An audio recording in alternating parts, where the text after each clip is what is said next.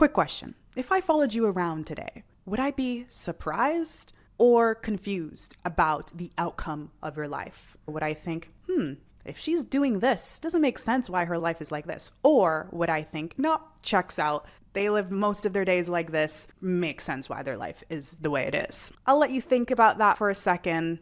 I think this is a life-changing question, something that people should probably think about more often. Because a lot of people, likely you, if you click this, are confused about why there's such a gap between the life they want to live and where they currently are. But they often overcomplicate that gap. The confusion is a result of a lack of self-awareness and honesty, because the life you're living is a result of your day-to-day actions compounding. So if I took 80% of your average random Tuesdays, those actions that you took on those days should be a reflection of the outcome you want. For most people, that's not the case, and they're unwilling to be honest with themselves about it because it's too painful, or maybe they're just so go, go, go that they don't take a step back and think, this is actually not leading me in the direction where I want to go. And then what do? They create a perfect explanation or story as to why there's that gap. They tell themselves, well, that's just not me, or I can't just do that, or I'm just not that type of person because I've been doing this for years and it just hasn't worked out for me, or I'm just being realistic based on everything that I've seen happen in my life so far. And the problem is that all of these stories, excuses, they sound reasonable, they sound fair, and are sometimes difficult to argue with. But my goal here today is to argue with you through the message I share. Let's get into it.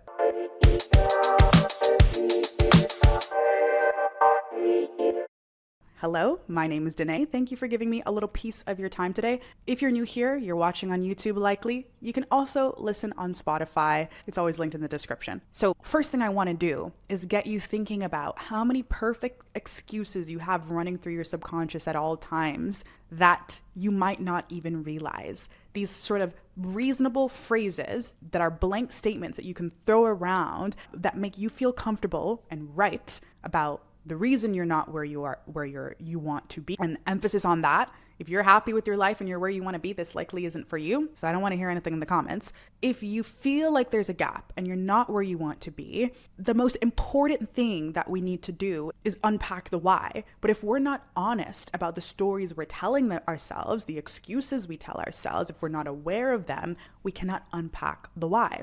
And as I mentioned, the why is usually very simple. It's usually the actions that you're taking every day on an average day do not align with the life you want to live. And if we're comfortable in taking those actions, it can be scary or annoying to switch them. So we create these stories and narratives as a safety net. Let us break them today. I want you to leave this today breaking those narratives or making a promise at the very minimum that you become aware that you're doing that. And there might be a less complicated explanation as to why there's this gap in where you want to be. So I want to share a quick example as to how easy it is to create a false perception or false self-perception based on a quick phrase or story that we tell ourselves that can stop us from moving in the direction that we need to get to the results that we're looking for. In high school, I was known as the smart girl. I wouldn't say I was like the supreme nerd, but people would come to me to edit their essays. Fun fact, that was my first ever entrepreneurial endeavor. I would edit people's essays for free. And then in university, I would charge to edit people's essays. Where are all my girlies who were ChatGPT before ChatGPT? We got something. But that was what I was known for. I remember one of my friends who we were just building up our friendship. So I think this was maybe 6 months into us meeting each other and spending a lot of time together. She said randomly to me in conversation, Denée, I used to think you were just naturally smart, but having been your friend for quite some time, I realized that you actually just work really hard. And I guess now that I'm saying that out loud, you could take offense from that. Like, oh yeah, I realize now that you're kind of dumb and you're not naturally smart, but you actually just put a lot of work. You do your homework, you study a lot, and that's why you get good grades. But I knew that to be true. I knew that I wasn't some genius. I just was really disciplined, and I took a lot of pride in working hard and doing my homework and getting good grades. That was very important to me. me. So I spent a lot of time making sure that I did all the things to get good grades. So this new friend, without really knowing me, had created this perception that I was just a smart girl, and that meant potentially that she couldn't achieve the same things because that's just not me. I'm just not that smart. By being my friend and seeing my day to day, it broke that perception. It broke the narrative that she created, the excuse, and gave her a little bit more confidence to work a bit harder, to make her daily efforts compound into the result that she was looking for, i.e. getting better grades. And that she did. But you can see how, if we never had that conversation or if she never saw my day to day, she might have continued her life just believing that this is just not for me. People like me can't achieve this thing because I'm just not a genius. I'm just not smart. This is like a very bare bones example, but think of how you are doing this in many areas of your life for many different things. And it's the same thing now. If you followed me on an average Tuesday over the duration of just a week, but let's say 3 months, 6 months, you would not be surprised at all as to why I have a growing YouTube channel, multi-six-figure freelance business. You'd think, oh, that makes sense because my day-to-day actions on any given day directly relate to those results. I'm currently filming this on a Sunday, not because I'm necessarily super motivated to, but because I know that if I want to get this out, it needs to be filmed at a certain time so it can get edited at a certain time. And this is the time in my schedule that works best for that. Therefore, I'm executing on it. And I actually built my entire day around this. That is why I have the outcome that I have. But the videos that you watch may appear to be effortless, but these little nuances of my actions don't appear in the results. They may seem effortless, or they may seem like, I just did it on filmed it on a fly. No, there's a lot of intention that went into all of these things. Not to break the fourth wall too much, but I'm thinking about the titles. I'm thinking about the storylines I'm going to share. I'm putting little jot notes down. I'm prepping myself and how I'm going to package it so you're even interested to click. And then I want to make sure that my energy is good and the light outside is good. So the time that I film, there's so many things. And it's like my day-to-day actions are all checking off these boxes to ensure that each of these things are thought out, then executed again and again and again. So I encourage you to think about the people that you aspire to be and their day-to-day, what their actions might look like, and maybe what the stories you're telling yourself about them may be. And if there is a disconnect there, also think about the life that you don't want to live. Maybe it's the life you're living right now, and the story you're telling yourself about why you're there and what your day-to-day actions actually account for. Does it make sense? Is the math is mathing? Then there's another layer there. What can we do to actually ensure that you start taking those actions? But if you thought the math was mathing and it isn't, now it's time to get affairs in order. What do we actually need to do? And I think this is an important reflection because even me, in my pursuit of, let's say, my career, I started out freelancing and I thought to myself, maybe I want to build an agency one day. And then that would mean outsourcing the work that I learned how to do as a freelancer to other freelancers, making sure that they're as skilled as me, and building out a team and creating an agency model where I get the client and then they execute on the work instead of me doing that. That's something that I thought potentially I would do in the beginning stages of my freelance journey. But then I started working with agencies and I saw the day-to-day of the founder of the agency and I thought, heck no, that's absolutely not what I want to do. I don't want my day-to-day actions to be like that. Therefore, this is not something I'm going to aspire to do, and I'll figure out my own path, right? But that was important for me to see and understand what the reality actually is. I know that the outcome of the life, the agency life, not having to do the work and the monetary upside looks shiny, but am I willing to do the day-to-day actions of what that takes? Because it doesn't align with the way that I want to live my day-to-day. So that sort of thinking can be powerful in many ways, to give you a picture of what you should be doing or you're not doing, or what you might not want to do either. Most of us who are stuck lack the ability to do what is required of us long enough to create the outcome. That is it. We don't need to overcomplicate it. And if you are unwilling to do it ever, be honest with yourself about that. So you reduce the gap and go aim for something that you're at least willing to do, or say, I'm happy with where I'm at. And if it's not the case, instead of creating the story, oh, they're just different, or they just had this opportunity, or this thing just happened to them, oh, they're just naturally like that, oh, this opportunity just got thrown into their lap. How convenient are the excuses that we make? And I say this because I do the same thing. We create such convenient excuses that takes us out of the equation completely to soothe ourselves. Oh, poor me. It sucks I can't have the life I want because this perfect thing happened to them at the perfect moment, and that's why they have the life that I want. How convenient are the excuses that we make? They're so convenient. It ensures that we don't have to change anything. That's just it. Damn it. It's literally laughable. And I want to go a little bit deeper on these stories that we create, because as someone who has struggled with anxiety, I am the queen of creating a narrative, okay? I haven't been super vulnerable about the experiences